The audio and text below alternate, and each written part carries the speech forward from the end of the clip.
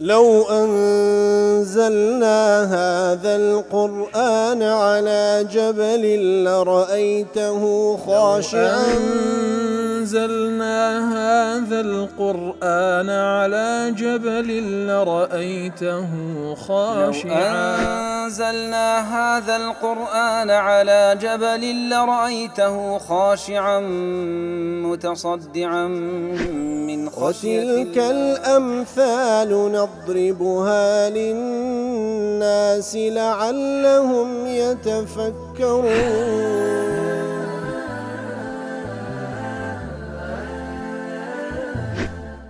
الحمد لله والصلاة والسلام على رسول الله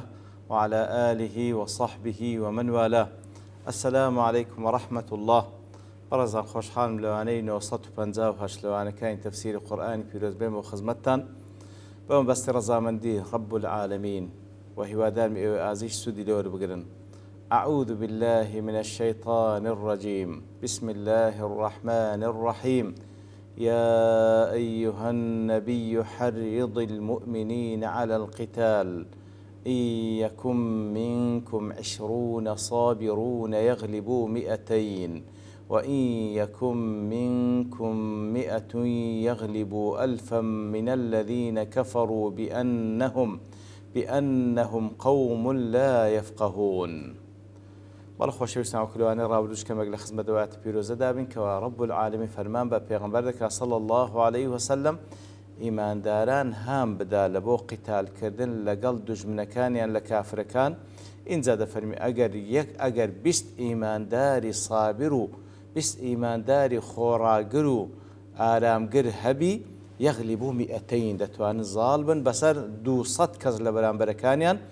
و ئەگەر 100 کەس 100 ئیمانداری سابر و ئارامگر هەبی ئەوە دەتوانن زاڵ بن بەسەر 1000 کەس لە کافرەکانی بەرامبەریان بە سەبەبی ئەوەی کەوا کەسانێکی کافر کەسانێکن لا یەفقەهون تێناگەن. وەکو لە تەفسیری سعدی دەڵێ ئەی حرض المؤمنين على القتال أي حثهم وأنهضهم إليه بكل ما يقوي عزائمهم وينشط هممهم من الترغيب في الجهاد ومقارعة الأعداء. كواتا هانيان بدا أي پیغمبر خوا عليه الصلاة والسلام بهمو شوازة كان كوا عزيمتيان بهز بكا همتيان تند بكا وهانيان بدا لەوەی کەوا جیهاد بکەن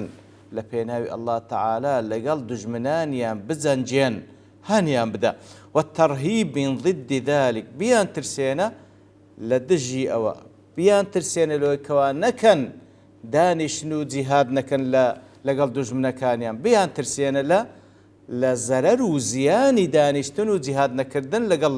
کافران. وذكر فضائل الشجاعة والصبر وهروها هانيان بدە بە باسکردنی چاکەکانی ئازایەتی و سەبر و خۆڕاگری وما يترتب على ذلك من خير في الدنيا والآخرة. هانيان بدە باسی شەجاعەت و ئازایەتی و خۆڕاگریان لێو بکە کەوا لە نەتیجەدا چ خەیرێکی دنیا و قیامەتی لێ دەستەبەر دەبی. وذكر مضار الجبن وهروها لە بەرامبەردا باس لە زەرەر و زیانەکانی ترسنۆچی و دانیشتن بکە. وأنه من الأخلاق الرذيلة المنقصة للدين والمروءة. وتيان بقين لويان باز بكا ترسان لا جهاد كردن لقل كافران يكا لخوروشتا كمو كرتكان كوادبي تمايوي كوا دين إنساني نقصان تيدابي وهو مروءة بياوتي وشجاعتي نقصان تيدابي. وأن الشجاعة بالمؤمنين أولى من غيرهم. تيان بقينا كوا إيمان داران أولى ترن شجاعتيان تيدابي إيمان داران أولى كوا بغيرة تربن لغير خويان. وكل أوقات سورة النساء فرمي إن تكونوا تألمون فإنهم يألمون كما تألمون. أجر تماشابكي أنقول لقل بران بركانتان وتنقول كلبيناوي الله تعالى کاتێکەوە دەجانجیان تووشی ئێش و ئازار دەبن ئەوانیش لە پێناو شەیطان و لە پێناو کوفرەکەی خۆیان بە هەمان شێوە تووشی ئێش و ئازار و بە هەمان شێوە تووشی تەضحیات و بەختکردن دەبن. بەڵام فەرقین گۆ لەگەڵەوان چێوە تەرجوونە من الله ما لا يرجون. بەڵام ئەنگۆ لەو جوهد و جیهاد و لەو تێکۆشانەتان ڕەجاتان وایە لە ئەڵڵا تەعالە پاداشتان بداتەوە، بەڵام ئەوان ئەوەشیان نییە، بەڵکو با بڵێن سەرباری ئەو هەموماندی بوون و جوهد و ئەو هەموو خۆبەختکردنەی تێدا لەو ڕێگای ئەنجام دەن، ئینجا خوای گەورەش دژایەتیان دەکات سوبحانەوە وتەعالە، ڕیسوایان دەکات لە دنیا و لە قیامەت. کەواتە ئەگەر ئەوان ئامادە بن لە بۆ شەیطان بەو شێوەی بجەنجێن، لە بۆ شەیطان بەو شێوەی هەوڵ بدەن، لاوان ئامادە بن کەوا دژایەتی ئەڵڵا تەعالە بکەن، دەی باشن گۆلۆ لە پێناوی ئەڵڵا تەعالە ئامادە نین کەوا خوای گەورە تەئیدتان دەکا و هەروەها سەربەرزی دنیا و قیامەتتان پێدەبەخشی. وهروها دفرمي وكل تفسير قاسمي في الآية مشروعية الحظ على القتال كواتو آتا أويت ذاك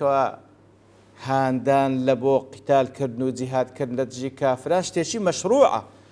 بلكو خواي قول فرمان بكذا. وقد كان النبي صلى الله عليه وسلم يحرض أصحابه عند صفهم ومواجهة العدو كاتك وبيغمبر صلى الله عليه وسلم کاتێکەوە لە ڕوبەڕووبوونەوە دەبوو لەگەڵ کەسانێکی کافر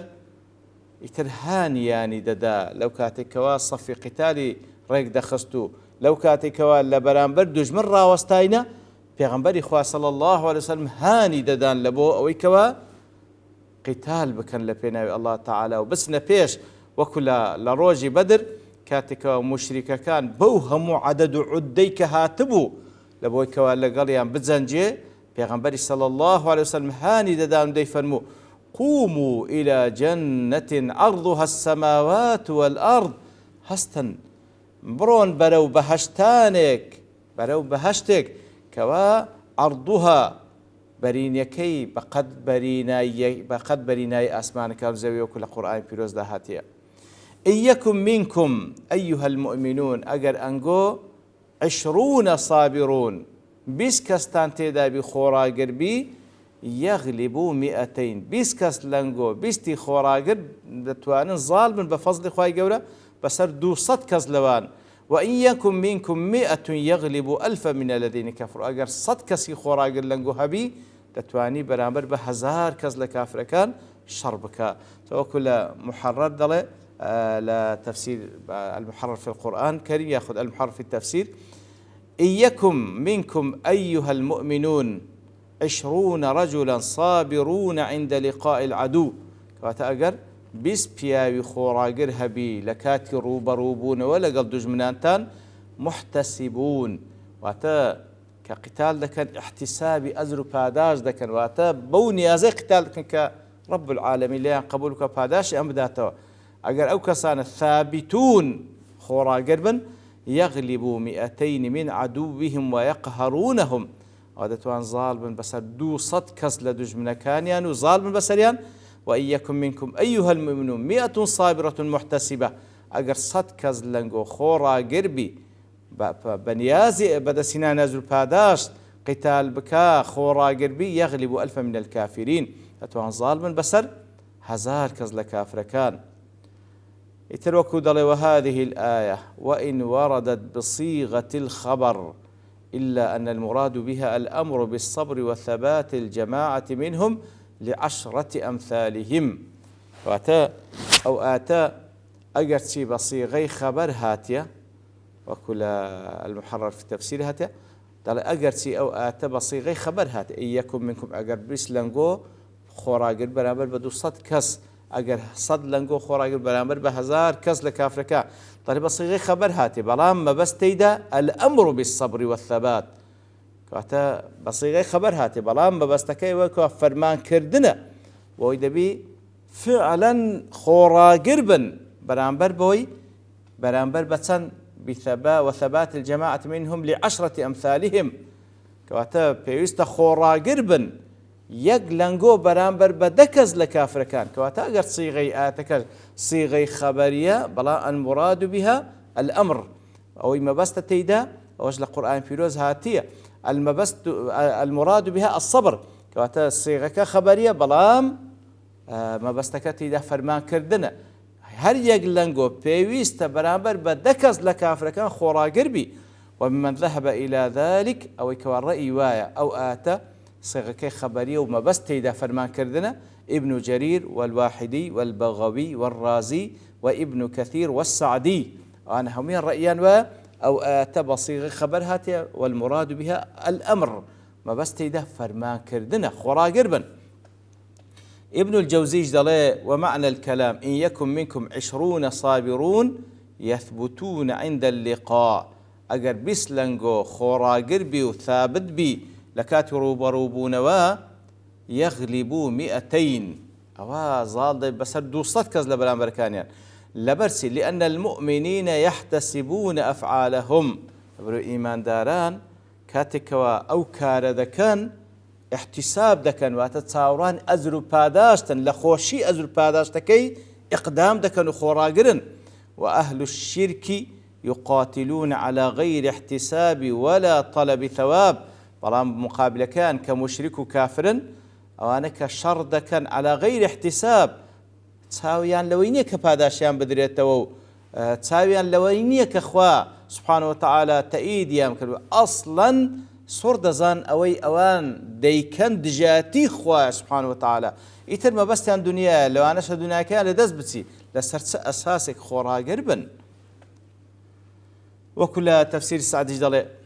يكون الواحد بنسبة 10 من الكفار كواتا لو آتدا يكل إيمان داران برانبر بدا كسل كافران وذلك بين الكفار بأنهم قوم لا يفقهون سبب كشف وأنا كسانكن قوم لا يفقهون أي لا علم عندهم بما أعد الله للمجاهدين في سبيله. كافر كان طبعا أو اشتك إيمان داران ديزانا لو كواتيان لو آما ذكرى لباداش كاتك ولا فينا والله تعالى دزنجين كافر كان أوي نازانا فهم يقاتلون لأجل العلو في الأرض والفساد فيها. وبيتسوانه كافر كان لبرس قتال دكن لبوي دهاني ظالم لسروي زبي والتكبر ليبدن فسادي بكن وأنتم تفقهون المقصود من القتال بلام أنقوي إيمان دار دزان لبرسي قتال دكن لبرسي إنه لإعلاء كلمة الله وإظهار دينه لبو هند قتال دكن أي إيمان دارين لبوي كلمة توحيد برز راب جيريو لبوي ديني خوا ظال بي بسر همو دين كانتر والذب عن كتاب الله أنقو كاتك وقتال دكن دفاع لكتاب الله تعالى دكن وحصول الفوز الأكبر عند الله وارو هند قتال دكن تاوكو سركوتني هرقا وربدز بينا للاي رب العالمين بويك ورزا من دي أو بهشت فانو برين بدز بينا. وهذه كلها دواع للشجاعة والصبر والإقدام على القتال. إذا أنا هموي دبيت معي ويكوا داعية لبويكوا آزايتي بنوينا صبر تان هبي آرام قربا وهروها إقدام بكن لبو قتال كسانش كافر. ذلك بينهم قوم لا يفقهون ضل أي وكل محرر في التفسير أي يفهمون حق الفهم لا يفقهون أي لا يفهمون حق الفهم أو أنا بتواتي تيناغن. والفقه فقه هو التوصل إلى علم غائب بعلم شاهد. فقه أو إلى أصله علمك اللي بردسته بهوي أو علمه بقى شتيش ككوا ديارني شتيش واضح اللي بردسته بهوي أو شت واضح بقى شتيش ناديار كوالا دوايبي روندا بيتوا. وأصل فقه يدل على إدراك الشيء والعلم به. وأصل الفقه يدل على إدراك الشيء والعلم به. أصلي فقهتيا أو كواشتك إدراك بكي تواو تي بكي علمت بيها بي. أو زوكو هر أودل أن يغلب المؤمنون الصابرون الكافرين أكثر منهم عددا. كواتا إيمان داران أجر يكز برانبر بدكز لوان سركوتن بدز دينان بسبب أن الكافرين قوم لا يفهمون عن الله شيئا. بسبب أيكوا كافر كان هيشتق لله تعالى ولدين الله تعالى نازانا ولا يرجون ثواب الله في قتالهم. وطبعا لو قتالش كوادي كان بهيج شيويك ما بستان أوانيه باداشتي خواي قوري بدز بينا فلا علم عندهم بما أعد الله للمجاهدين في سبيله. بهيج شيويك علميان بينية وەکەوا ڕەب العالەمین چی ئامادە کردیە لە بۆ ئەو کەسانەی کەوا لە پێناوی ئەودا جیهاد دەکەن لذا لا يثبتون في القتال خشية أن يقتلوا لۆیە کەسانێکی کافر بە هیچ شێوەیەک خۆڕاناگرن لە قیتالدا ئەگەر مقابلەکەیان و ئیمانداران خۆڕاگر بن لەبەرەوەی دەترسێن ئەو ژیانیان لە دەست بچی و بکوژرێن و چاڕوانی ئەوەش نین لە قیامەت پاداشیان بدرێت ئەسڵەن زۆریان لەوادە هەر ئیمانیشی بە قیامەت نییە ئیمانیش پێ هەبی دەزانی ئەو قیتالێ ئەو دەیکە لە پێناوی خوانێ بەڵکو لەسەری قەردار دەبیتەوە سزاش دەدرێت لێ طبعا لە کاتی تنگانەدا هەڵدێ و خۆڕاگر نابی بە عکسی ئیمانداران کاتێکەوە ئەو فقهەی هەیە کە دەزانین لە بەرچی قیتال دەکا و مەبەستی چییە و هەروە دەزانین سلو ئامادەکرایە دیارە لە دوای ئەوە حکمێک کە دێکەوە تەخفیفی ئەو حکمە دەکا کە لە ئاەتی دواترە خی گەور سوبحانه وتعالى ما بەیان دەکاتن وەکو لەوانێ داهاتوو بە پشتوانی خی گەور دەسینە خزمەتی وصلى الله وسلم على نبينا محمد وعلى آله وصحبه أجمعين وآخر دعوانا الحمد لله رب العالمين. لو أنزلنا هذا القرآن على جبل لرأيته خاشعا أنزلنا هذا القرآن على جبل لرأيته خاشعا أنزلنا هذا القرآن على جبل لرأيته خاشعا متصدعا من خشية وتلك الأمثال نضربها للناس لعلهم يتفكرون